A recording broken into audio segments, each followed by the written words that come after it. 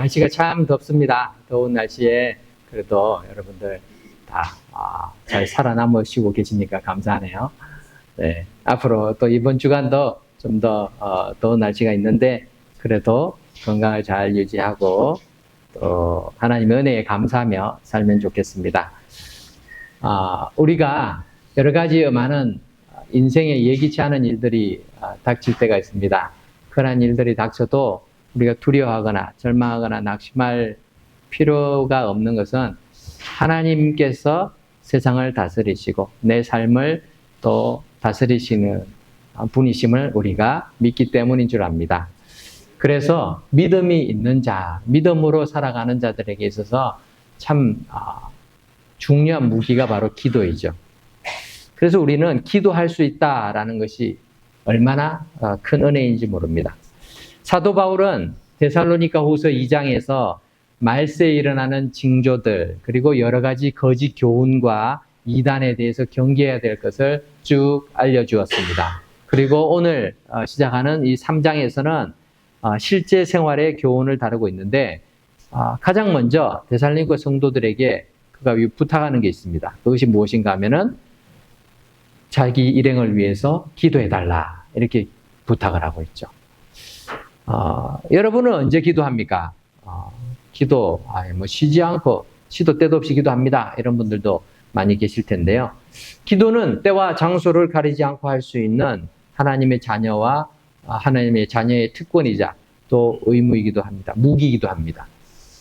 기도는요, 화장실에도 해도 돼요. 어떻게, 하나님 앞에, 걸어가신 하나님 앞에 화장실에서 기도하느냐? 그게 아니라, 어느 순간에든지 내가 하나님을 기억하고 기도할 수 있다라는 것이죠. 그러나 우리가 기도할 때 우리의 마음을 더 집중할 수 있는 그런 시간과 장소를 잘 찾고 준비할 수 있으면 더 낫겠죠.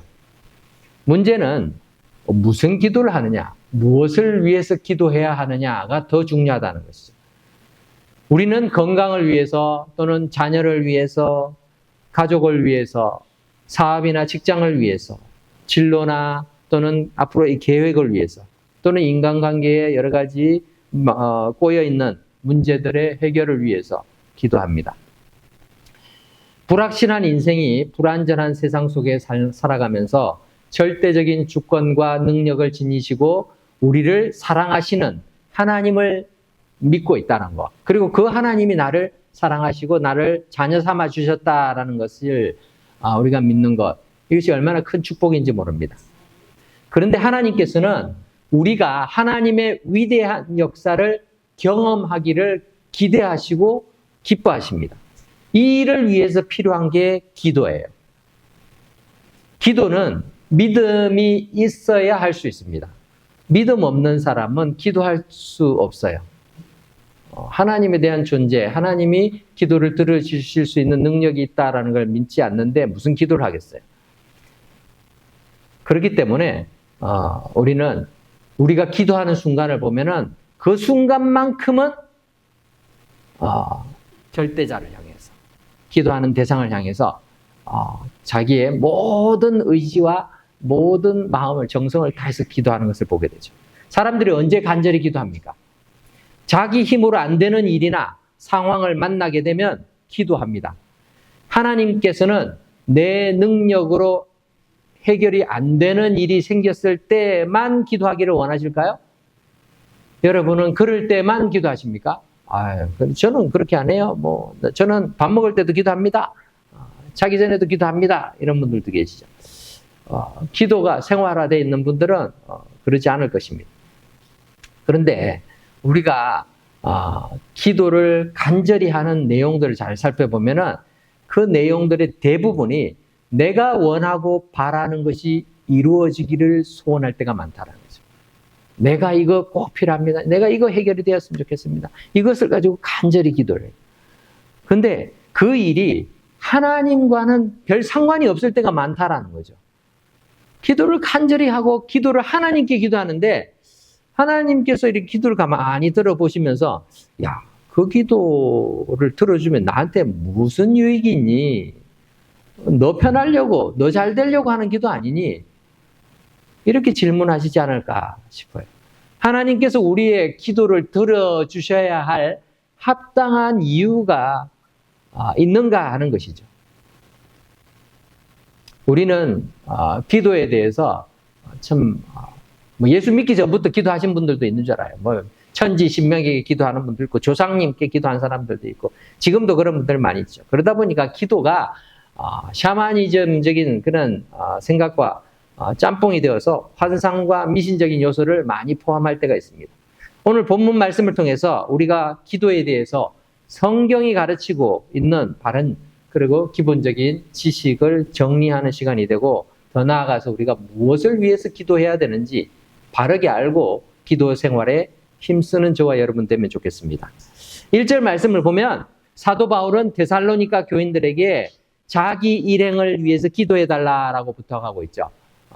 이 편지를 마무리하면서 끝으로 형제들아, 끝으로 하면 얼마나 할 말이 많겠어요. 그런데 끝으로 하면서 가장 먼저 생각나는 게 너희는 우리를 위해서 기도해달라고 기도하는 거예요. 부탁을 합니다. 데살로니가 교인들은 사도 바울이 가서 복음을 전해서 예수 믿게 된 사람들입니다. 그리고 예수 믿은 지 얼마 되지도 않았어요. 1년도 채 안 됐습니다. 몇 개월밖에 되지 않았습니다. 그런데 이제 신앙생활을 열심히 하려고 열심히 노력하고 있어요. 바울 선생님이 우리에게 와서 그리스도 예수님에 대해서 알려주셨고 예수님의 복음에 대해서 그리스도께서 우리를 위해서 죽으셨다. 그래서 내가 예수님 믿으면 구원받는다라는 걸 알려주셨다. 감사하다. 그래서 열심히 신앙생활을 하고 있단 말이에요. 그런데 그들이 기도를 하면 기도의 능력이 대단했겠어요. 교회 3개월 다닌 사람에게 기도 부탁하면요. 그만큼 난감한 경우가 없어요. 어떤 분들은 권사님, 집사, 장로님 10년이 됐는데요. 기도하라고 하면 제가 준비를 안 해서 다음에 준비해서 기도하겠습니다. 이런 분들이. 기도하는 게 그만큼 어렵단 말이에요. 어려워한단 말이죠. 그런데 사도 바울은 사도 중에 또 이방인의 사도로 얼마나 많은 그런 복음 전파를 위해 수고를 했습니까? 근데 이 사도가 내가 너희를 위해서 기도한다가 아니라 너희가 나를 위해서 기도를 해달라라고 부탁하고 있다는 것이죠. 여러분은 기도를 부탁할 때 주로 누구에게 기도해달라고 부탁하십니까? 우리 성도들은 목사에게 기도해달라고 부탁을 자주 합니다. 또는 권사님, 장로님 이런 분들에게 기도해달라고. 신앙생활 열심히 하고 믿음이 좋은 분들 이런 분들에게 기도하죠. 어떤 분은요 찾아가요. 다른 교회 기도원에 가서 찾아가서 기도 받으려고 하는 분들도 계세요. 기도에 용한 목사님, 사모님, 권사님 등등 많은 교인들이 기도 부탁하는 상대는 주로 기도를 많이 하시는 분들, 또 기도하는데 참 영험이 있으시다. 그분의 기도는 참 하나님 응답을 많이 하신다. 이렇게 소문난 사람들 막 찾아간다는 거죠. 거리가 멀고 상관없어요. 심지어는 미국에 있는 사람이 한국에까지 가서 기도받고 오는 사람들도 제가 봤습니다. 근데 사도 바울은 그런 식으로 따지면서 바울이 기도를 부탁할 필요가 있을까요? 없겠죠. 그리고 기도를 부탁을 하더라도 초신자들한테 기도 부탁하지는 않았겠죠. 예루살렘 교회에 있는 예수님의 사도들, 베드로나 이런 사도들한테 직접 부탁을 했죠. 나를 위해서 기도 좀 해달라 이렇게 부탁을 했겠죠. 아니면 자기를 파송했던 시리아 안디옥 교회에다가 내가 지금 데살로니가 교회를 위해서 이렇게 여러 가지 사역도 했고 그들을 위해서 여러 가지 권면을 하고 편지도 보냈는데 당신들이 나를 위해서 기도해달라 이렇게 부탁을 했겠죠. 물론 그 기도 부탁도 했을 것입니다. 하지만 지금 이 순간에는 바울이 지금 데살로니가 교인들, 초신자인 그 교인들에게 나를 위해서, 우리를 위해서 기도해달라고 부탁하고 있다는 것이죠. 여기서 우리가 배울 수 있는 두 가지 사실은 첫 번째, 아무리 뛰어난 주님의 사역자라 할지라도 그를 위해서 기도해주는 성도가 필요하다는 거예요. 두 번째는 아무리 초신자이고 믿음이 연약한 사람이라 할지라도 다른 사람을 위해서 기도해 줄 수 있는 자격이 있고 또 기도해야 되는 의무가 있다라는 거예요. 나는 교회 다닌 지 얼마 안 돼요. 나는 교회 다닌 지 믿음이 없어요. 믿음이 없다라는 말은요, 틀린 말이에요. 믿음이 없으면은 우리가 예배 드릴 수 없고 하나님 앞에 나올 수 없어요. 믿음이 약할 뿐이죠. 그러면 우리는 다 기도할 수 있는 사람들이, 기도해야 하는 사람들이. 그러므로 우리는 서로를 위해서 기도해 주는 일을 게을리하지 말아야 됩니다. 우리 자신이 무슨 큰 능력이 있어서가 아니라 우리의 생명의 주님 되시는 예수님의 이름을 힘입어서 기도하기 때문에 하나님께서 내 기도를 들어주시는 거예요. 내가 아주 경건하고 거룩하고 아주 신령하니까 하나님이 내 기도를 들어주는 게 아니라는 거죠. 내가 교회에서 봉사를 많이 하고 헌금 많이 하고 뭐 이렇게 했으니 하나님이 어여삐 여기셔서 내 기도를 들어주시는 게 아니라는 거죠. 내가 기도하는 것에 그 기도를 들어주시는 이유는 주님의 이름으로 기도하기 때문이죠. 그리고 주님의 뜻에 따라서 기도할 때 들어주신 줄 압니다. 우리가 기도할 때 하나님께서는 역사하시는 줄 믿습니다. 우리가 기도하면요, 하나님이 일하세요.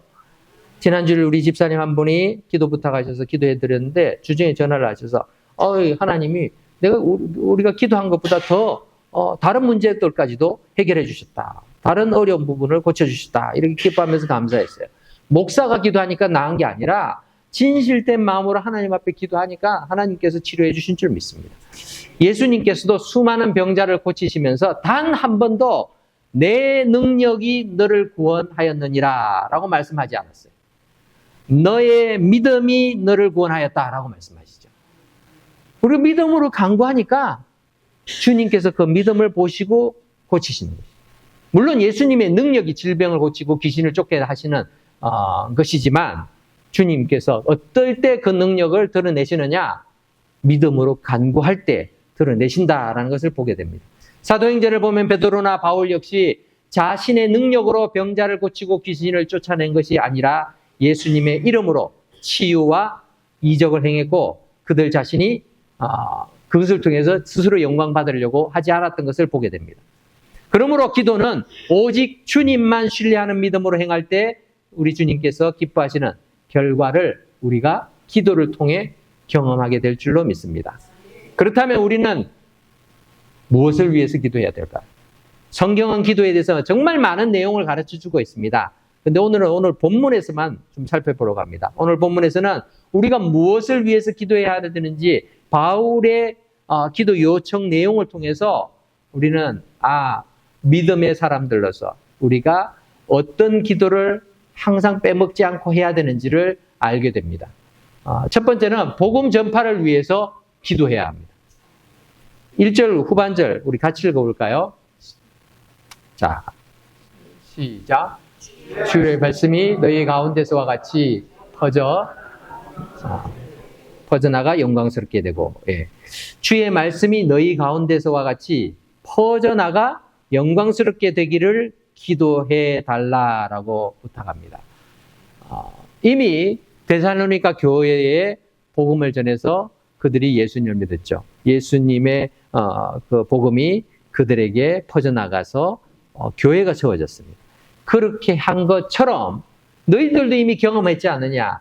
복음이 전해져서 너희가 하나님의 자녀로 예수 그리스도의 복음을 받아들임으로 그렇게 변화되어 주님의 교회의 성도들이 되지 않았냐? 이것처럼 너희가 경험한 대로 다른 믿지 않는 사람들, 다른 영혼들이 구원받을 수 있도록 하나님의 말씀이 증거되도록 기도해달라. 우리가 그 일에 쓰임받을 수 있도록 기도해달라라고 부탁하고 있는 것이죠. 복음 전파는 모든 그리스도인들의 사명입니다. 우리 주님께서 그렇게 명령하셨잖아요. 마가복음 16장 15절을 보면 예수님이 이렇게 말씀하십니다. 또 이르시되 너희는 온 천하에 다니며 만민에게 복음을 전파하라. 여기에 내가 좋아하는 사람, 싫어하는 사람, 좋아하는 민족, 싫어하는 민족 이렇게 나누지 않았어요. 만민에게, 모든 사람에게 복음을 전하라. 예수님이 그렇게 말씀하셨죠. 디모데후서 4장 2절에서 사도 바울은 디모데에게 너는 말씀을 전파하라. 때를 얻든지 못 얻든지 항상 힘쓰라. 이렇게 권면하고 있습니다. 오늘 우리 주일 학생들의 진급식을 했습니다. 학생들이 학교를 다니면서 공부만 하는 게 아니에요. 우리의 직장은, 우리의 가게는 그냥 사업하고 직장, 일하는 그것을 위해서만 존재하는 것이 아닙니다. 하나님 말씀대로 살면서 그 자리가 하나님의 나라가 임하도록 하나님이 우리를 보내신 현장입니다. 그곳에 복음을 전하는 일에 힘써야 되는 것이죠. 근데 우리의 힘으로 할 수 없으니까 우리가 그것을 기도 부탁해야 되는 것이죠. 내가 기도하고 나의 주위에 있는 많은 사람들에게 내가 직장에서, 내가 학교에서, 내가 가정에서 내가 속해 있는 그런 조직에서 하나님의 복음을, 하나님의 말씀을 전하는 일에 쓰임받을 수 있도록 기도해 주십시오. 이렇게 기도해야 되는 것입니다. 그래서 이런 말이 있습니다. 모든 그리스도인들은 두 가지 직업을 가지고 있다. 우리 성도들 가운데서도요, 뭐 화가도 계시고 또 오체부도 계시고 또 가게에서 일하시는 분들도 계시고 이런 직장을 다니는 분들도 계시죠. 학생들은 학생이죠. 근데 학생이다, 내 직업은 학생이다, 이게 아니라 나는 학생이면서 동시에 선교사다는 거죠. 직장인들은 직장인이면서 동시에 선교사입니다. 가정주부는 주부인 동시에 선교사이며 사업을 하는 사람들은 사업가이면서 또한 선교사인 것입니다. 세상에서의 우리의 직업은 바뀔 수 있습니다. 하지만 복음을 전하는 선교사, 전도자의 사명은 주님 앞에 서는 그날까지 변하지 않는 거룩한 직무임을 잊지 말아야 될 것입니다. 이 복음 전파의 사명을 우리는 잘 감당하기 위해서는 우리가 하나님의 은혜와 하나님의 도우심이 필요한 것이죠. 그래서 기도 부탁을 해야 되는 것입니다. 스스로 기도할 뿐만 아니라 내가 직장에서 승진하고 뭐 월급 잘 받고 대우 잘 받고 이게 아니라 직장에서 하나님의 나라가 임하도록 하나님의 백성으로 또 빛과 소금의 사명을 감당할 수 있도록 기도해달라고 우리가 부탁해야 하는 것입니다. 목사도 마찬가지입니다. 여러분, 목사의 제일 중요한 직무가 뭐라고 생각하십니까? 목사를 생각하면 말씀하고 말씀과 기도라고 머리로는 생각하지만 실제로는 그렇게 대우하지 않으시죠. 그래서 뭐 필요한 거 있으면 목사에게 부탁해요. 목사님 이거 해주세요, 저거 해주세요 부탁하죠. 기도하고 말씀하는 일에 도와주려고 하는 것보다는 다른 일들 하는 것을 아주 또 편하게 생각하시는 분들도 계십니다. 뭐 어쩔 수 없죠. 작은 교회니까 그럴 수밖에 없는 경우도 있습니다. 아니, 작은 교회라 그런 게 아니에요. 생각의 차이가 그렇게 이런 문제들이 생기는 것 같아요. 말씀을 전하고 가르치는 일, 성례를 집행하는 일이 목사의 직무입니다. 우리 교단의 헌법에도 보면은 목사를 Minister of Word and Sacrament, 말씀과 성례의 사역자. 그 말씀과 성례가 목사의 업무예요. 다른 일은 다 부수적인 거예요. 안 해도 되는 거예요. 아니, 이것만 하면 되는 거예요, 사실. 근데 이것보다 다른 일을 할 때가 훨씬 더 많을 때가 있습니다. 교인들 중에서도 목사님이 교회의 여러 가지 모든 일을 다 해주기를 기대하기를 하죠. 그러면서 목사님 이거는 왜 이래요? 저 사람은 왜 저래요? 뭐 이렇게 목사님 왜 이거는 이런 거 좀 해주시면 안 돼요? 저거 해주시면 이렇게 얘기를 하면 목사는 이렇게 알게 모르게 스트레스를 받습니다. 내가 지금 뭘 하고 있나? 자괴감이 빠질 때도 있죠. 그러니까요, 기도하면서 말씀 준비하고 하는 일들은 점점 소홀하게 돼요. 왜냐하면 교인들이 그걸 중요하게 생각을 안 해요. 뭐 목사님 말씀 알아서 준비하겠지. 근데 이것 좀 하십시오. 저것 좀 하십시오. 알아서 뭐 설교는 알아서 준비하시고 뭐 기도도 알아서 하시고 이거 하시면 돼요. 그러니까 목사는 말씀 준비, 기도 뭐 이걸 위해서 있는 게 아니라 교회를 잘 지키고 교회를 잘 유지하기 위해서 있는 건가 보다, 이런 마음이 들죠. 그러면요, 사람이다 보니까 무기력감이 몰려올 때가 있어요. 어떤 아들이 주일 아침에 어머니가 막 깨요. 아들아, 주일이 교회 가야지. 오늘 교회 가기 싫어요. 그래도 네가 교회에서 맡은 일이 있는데 그래 가야지 되냐 않냐. 아니요, 사람들이 다 나만 보면 일만 시키려고 그러고 나만 보면은 뭐 자꾸 부려만 먹으려고 이렇게 나를 좋아하지 않는 것 같아요. 나는 별로 필요 없는 사람 같아요. 아니, 그래도 네가 그러면 되냐? 네가 담임 목사인데 가야지. 이렇게 하는 우스갯소리가 있어요. 주일이 되면요, 가장 기뻐해야 될 사람이 누군가 하면 목사이라고 생각이 돼요, 저는. 그렇잖아요. 우리 성도. 그리고 제 삶 속에서 목회를 하면서 주일이 참 기쁘고 성도들을 만난다는 그 기쁨들이 벅찰 때가 많았습니다. 근데요, 설교를 해야 된다. 이건요, 스트레스예요.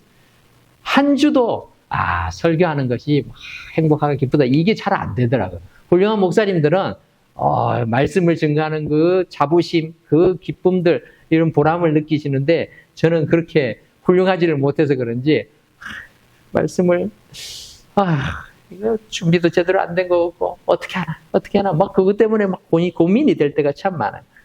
우리 영어 설교를 준비해야 되는 성도를 위해서도 막 고민하고, 한 분을 위해서 우리 다른 분들에게 써야 될 에너지의 절반 이상을 써야 될 때도 있어요. 막 그럴 때도 있어요. 참 어려워요. 그럼에도 불구하고 하나님이 주신 귀한 사역이고 또 이 사명이 참 귀하다고 생각하는데 사람의 힘으로 할 수 없다는 걸 절실히 느낍니다. 그래서 참 지치고 낙심될 때가 있는데 그때 저에게 가장 힘이 되는 것이 우리 성도들이 나를 위해서 기도해 주고 있고 나를 격려해 준다는 게 그게 얼마나 감사한지 몰라요. 밖에 나가서 막 많은 믿음의 사람들을 봅니다. 그래도요, 그 많은 사람들, 장로님, 집사님, 권사님, 다른 교회에서 정말 헌신적으로 봉사하는 많은 분들을 봐도요, 제 눈에는 우리 교인을 만났을 때보다 그분들을 만났을 때 뭐 더 그렇게 반갑지 않더라고요. 우리 교인이 우리 펠팍 한인타운에서 만나면 그렇게 반가워요. 다른 목사님, 장로님들 만나서 뭐 밥 사주게 해도 뭐 별로 반갑지 않아요. 근데 우리 성도를 만나면 그렇게 반가운 거예요. 목사라 그런 것 같습니다. 그래서 우리가 이렇게 나를 위해서 기도해 주는. 그래서 저는 사도 바울의 마음을 알 수 있어요. 나를 위해서 기도해 달라. 우리를 위해서 기도해 달라. 목사가 목사의 사명을 잘 감당할 수 있도록 여러분이 기도해 주시기 바랍니다. 여러분의 기도로 제가 사는 거예요. 그래서 중요합니다. 난 기도할 줄 몰라요 하는 우리 권사님도 계세요. 괜찮아요. 하나님 앞에 하나님, 우리 한 목사 좀 부탁합니다. 이렇게 기도하시면 됩니다. 그렇게 기도하시면은 하나님 알아서 도와주시겠죠. 그렇게 기도하시는 여러분들의 기도로 제가 또 목회와 또 우리 성도들을 잘 돌보고 우리 은혜와 평강교회도 잘 섬길 수 있을 줄 믿습니다. 뿐만 아니라 더 나아가서 여러분 자신을 위해서도 기도해야 되지만 옆에 있는 분들, 우리 함께 신앙생활하는 분들을 위해서 기도해야 됩니다. 근데 이분의 사업이 잘 되게 해주십시오. 이분의 건강을 위해서 기도하고 이런 기도에서만 머물지 말고 이분의 삶을 통해서 하나님 영광 나타나게 해주십시오. 이분이 예수 그리스도의 복음을 전하는 그런 귀한 일꾼 되게 해주십시오. 그렇게 기도해달라는 것이죠. 여러분, 우리 은혜의 평강교회 교인들의 숫자가 적지 않습니다. 예수님의 12제자 숫자보다 훨씬 많잖아요. 그 사람들이 복음을 전하니까 놀라운 역사가 일어나잖아요. 사람의 숫자가 중요한 게 아니라 내가 그 사명을 얼마나 제대로 인식하고 그것을 감당하고 있느냐가 더 중요한 줄 압니다. 그 사명을 가지고 내가 직장에서, 일터에서, 내 이웃에서, 내 가정에서 살아갈 때에 우리는 복음의 영향력을 나타낼 수 있는데 그것을 위해서 우리는 함께 기도해야 될 줄 믿습니다. 두 번째로 무엇을 위해서 사도 바울은 기도 부탁을 하느냐 하면 악에서 구해주시기를 기도하고 있어요. 2절 말씀 같이 읽어봅시다. 시작. 또한 우리를 부당하고 악한 사람들에게서 건지옵소서 하라. 믿음은 모든 사람의 것이 아니니라. 우리를 위해서 기도해 주기를 원하는데 어떤 것인가 하면은 우리가 복음을 위해서 또 다른 지역에도 가고 전도할 텐데 부당한 일들 당하거나 또는 악한 사람들을 만나서 어려움 당하지 않도록 그들로부터 하나님 건져주십시오, 보호해 주십시오 라고 기도해달라라고 말하고 있습니다. 예수님께서 제자들에게 가르쳐주신, 주님이 가르쳐주신 기도, 주기도문에도 이 내용이 들어있죠. 마태복음 6장 13절을 보면 우리를 시험에 들게 하지 마시옵고 다만 악에서 구하시옵소서라는 부분이 있습니다. 예수님도 우리에게 그렇게 기도하라라고 가르쳤습니다. 수요 기도회 때 한 달에 한 번이나 두 번씩 하이델베르그 교리문답 공부하는 시간을 가졌습니다. 하이델베르그 교리문답은 세 부분으로 나눠져 있고 또 주된 그 내용은 십계명, 사도신경, 주기도문을 다루고 있어요. 근데 주님이 가르치신 기도의 마지막 강구에 해당하는 우리를 시험에 들게 하지 마시옵고 다만 악에서 구하시옵소서라는 내용은 우리의 연약함을 인정함으로 하면서 또 우리의 힘으로는 유혹과 핍박을 이겨낼 힘이 없다라는 것을 고백하는 것입니다. 예수님께서는 우리의 힘이나 능력이 아니라 예수님의 능력을 의지하고 성령님의 인도하심과 도우심을 기도하되 혼자가 아니라 함께 기도할 것을 가르치셨죠. 그래서 주기도문에는 항상 내가 아니라 우리라는 말로 나오죠. 그죠? 하늘에 계신 우리 아버지요. 하나님, 내 아버지 아니고, 영어에서는요, 한국 사람은 우리가 너무 익숙해서 잘 구분을 못 합니다. 뭐 차이를 잘 모르죠? 근데 영어에서는 my house, my home, my family, my wife라 그러지, our home, our family, 이렇게 말하지 않아요.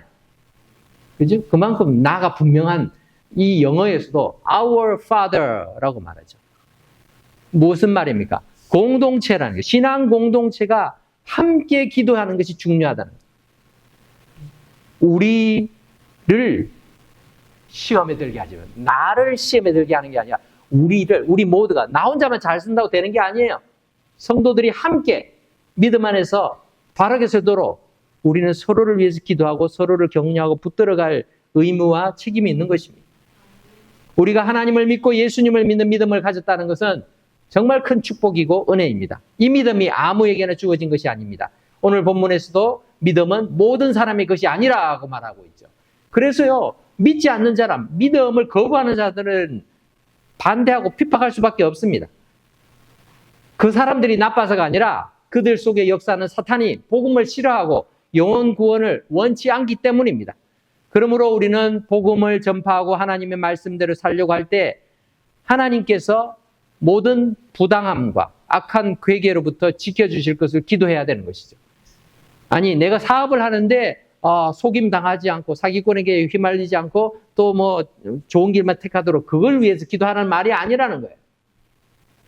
항상 목적이 하나님의 나라와 하나님의 복음에다 초점을 맞춰야 된다는 것이죠. 내가 주님의 일들을 하는데 부당한 일을 당하고 또 악한 이 손길들을 통해 가지고 오히려 나의 선한 의도들이 잘못된 길로 가지 않도록 우리가 기도해야 되는 것이죠. 내가 원하는 것 누리고 성취하기 위해서 다른 사람들의 방해와 핍박을 제거해달라고 기도하는 그런 단순한 기도의 차원이 아니라 주님의 제자로 살기 위해서 우리를 악으로부터 지켜주시도록 기도해야 되는 것입니다. 우리의 인생이 이 땅에 얼마나 머물 수 있다라고 생각하십니까? 아무도 알 수 없습니다. 여러분, 젊고 건강하다고 오래 사는 것도 아니고 연세가 많고 몸에 이곳저곳이 고장났다고 해서 가장 먼저 세상을 떠나는 게 아닙니다. 한국의 연세대학교의 명예교수인 김형석 교수님은 원래 104세인데 아직도 강연도 하고 또 여러 가지 영향력을 미치고 있죠. 정년퇴직 65세하고 지금 40년째 생존하고 계시죠. 근데 정년퇴직했으니까 이제 다 끝나서 나는 이제 쉬는 인생이었으면 40년을 그냥 지냈어야 했어요. 아니, 40년 살지도 못했을 것입니다. 그렇게 했으면. 우리 교회 옆에 거주하면서 지난해 몇 번 함께 주일 예배 드렸던 김광희, 서태선 부부를 기억하실 것입니다. 아주 젊은 부부죠. 얼마나 귀하고 참 귀한 분이에요. 근데 남편 우리 김광희 씨가 지난 수요일에 돌아가셨어요. 하나님의 부르심을 받았어요. 아직 48살밖에 되지 않았는데 건강한 나이입니다. 몸이 시들시들 아파가지고 돌아간 것도 아니에요. 갑작스럽게 자전거 타고 가다가 자동차에 부딪혀서 그냥 돌아가신 거예요. 우리는 그래서 우리 인생을 함부로 이렇게 재단할 수 없어요. 나 건강관리 잘하니까 오래 살 거야. 나는 몸이 약하니까 이제 오늘 내일 해. 내가 뭐 내년까지 살 수 있을까? 그건요, 내 생각이에요. 하나님 부르시지 않는 이상 우리는 절대로 우리 마음대로 인생을 결정할 수 없습니다. 정말 중요한 것은 내가 하루하루를 무슨 목적으로 살아가느냐라는 거죠. 우리 삶에 있어서 내가 바른 목적을 정하고 바른 목적대로 살아가지 않으면 오래 살아도 그 인생은요, 죽은 인생이에요. 쓸모없는 인생입니다. 그리스도인으로서 하나님께서 우리를 이 땅에 보내신 목적에 맞게 사는 인생이 중요한 줄 압니다. 사도 바울이 그래서 데살로니가 교인들에게 이 두 가지를 기도하고 있는 거예요. 기도 부탁을 하는 거죠. 말씀을 전하는 일에 그 말씀이 드러나도록, 말씀을 전하는 일에 대박 터뜨려서 우리가 대접 잘 받을 수 있도록 기도해달라고 한 게 아니라 하나님의 말씀의 능력이 나타나도록 기도해달라. 우리는 그 일을 할 뿐이다. 두 번째는 그 일을 하는데 많은 방해와 핍박이 있을 것이다. 그런데 그 핍박과 방해, 회방, 악에서부터 하나님이 우리를 구해 주시도록 기도해달라 부탁을 하고 있지 않습니까? 이처럼 복음이 능력 있게 전파되는 것과 악한 세력의 유혹과 핍박으로부터 지켜달라고 바울이 기도한 것처럼 우리의 삶의 목표도 내가 하나님의 나라를 위해서, 주의 복음을 위해서 내가 직장을 다니고 가정의 일을 하고 또 학교를 다니고 이렇게 하면서 살겠습니다. 그 내 삶의 현장에서 내가 복음 전파자가 되게 해주십시오. 그리고 이러한 나를 위해서 여러분이 기도해 주십시오. 기도 부탁을 해야 될 줄 압니다. 그렇게 할 때에 우리 역시 기도의 본질을 바로 알고 기도해야 될 바를 바르게 알고 또 함께 기도하는 자들이 될 수 있을 줄 믿습니다. 말씀을 맺겠습니다. 기도는 신앙인으로서 하나님의 자녀로서 세상을 살아가는 모든 성도들에게 꼭 필요합니다. 그런데 이 기도의 제목이 우리가 바르게 정해질 수 있기를 바랍니다. 무엇을 먹을까, 무엇을 입을까가 아니라 하나님 나라를 위해서, 하나님의 의를 위해서 하나님 내 삶을 사용해 주십시오. 내가 가진 것들을 사용하게 해 주십시오. 그리고 그 일을 잘 감당할 수 있도록 우리가 기도 부탁하고 그래서 바른 기도를 올려드리는 저와 여러분 되시기를 주의 이름으로 축복합니다. 기도하겠습니다.